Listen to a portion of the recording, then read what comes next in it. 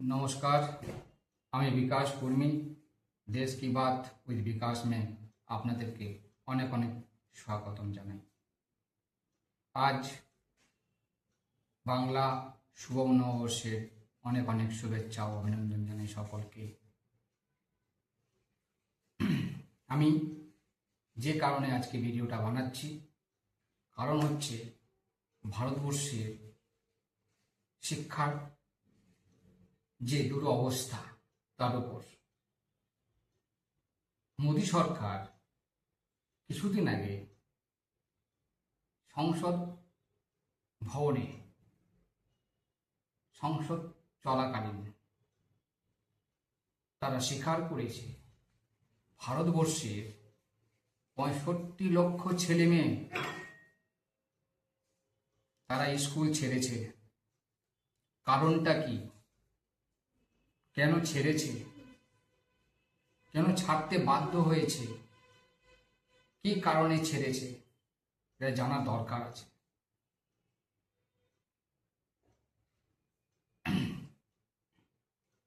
সব থেকে বেশি বিজেপি শাসিত রাজ্য গুজরাট 1 নম্বরে রয়েছে, 2য় নম্বরে উত্তরপ্রদেশ। চিন্তা করুন, গুজরাট রাজ্যে বিজেপি আজকে মোটামুটি 26-27 বছর ধরে রাজত্ব করছে, তা সত্ত্বেও শিক্ষার এই অবস্থা।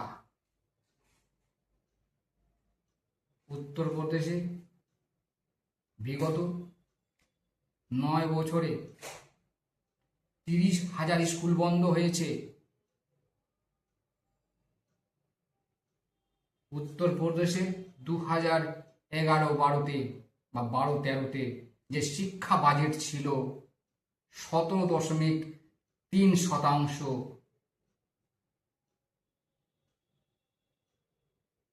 আজ 2026 সালে সেটা দাঁড়িয়েছে 13%। তার মানে 3.5% থেকে 4% শিক্ষা বাজেটে ঘাটতি উত্তরপ্রদেশে, সেটা হচ্ছে বিজেপি শাসিত রাজ্য। একদিকে গুজরাটে শিক্ষা বাজেট ছিল 11.5 থেকে 12.5%, আজকে সেটা দাঁড়িয়েছে 11.5% থেকে 11.12%। ভাবুন তো, এখানেও ঘাটতি, উত্তরপ্রদেশে ঘাটতি, গুজরাটেও ঘাটতি। গুজরাটে কত ঘাটতি? 0.5%। সেই টাকাগুলো যাচ্ছে কোথায়?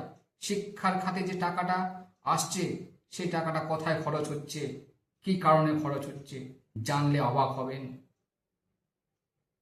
2014 সালে মোদী সরকার বিজ্ঞাপনের খরচ করেছিল 1200 কোটি টাকা। আজকে 2026-এ সেই টাকা বেড়ে গিয়ে দাঁড়িয়েছে 1500 কোটি টাকা বিজ্ঞাপনের নামে খরচ হচ্ছে। শুধুমাত্র বিজ্ঞাপন আর বিজ্ঞাপন, নেই কোনো পড়াশোনা। শিক্ষার নামে স্কুল বন্ধ হচ্ছে, কিন্তু বিজ্ঞাপন চালু থাকছে, বিজ্ঞাপন চলবে, কারণ এটা বিজ্ঞাপনের সরকার। আপনারা কবে ভাববেন, কবে চিন্তা করবেন? একদিকে ইউনিভার্সিটি কমিশন বলছে 20% শিক্ষা বাজেটে খরচ করতে হবে, তাহলে ভালোভাবে শিক্ষা ব্যবস্থাটা পেতে পারে গরিব ছেলেমেয়েরা, সাধারণ পরিবারের ছেলেমেয়েরা। শিক্ষার বাজেট যদি কমে, তাহলে দেশের গরিব ছেলেমেয়েদের করুণ অবস্থা হয়ে যাবে। তারা শিক্ষা পাবে না, তারা কোনো কিছু পাবে না। আজকে হচ্ছে শিক্ষা নেই, তার কোনো দাম নেই। শিক্ষা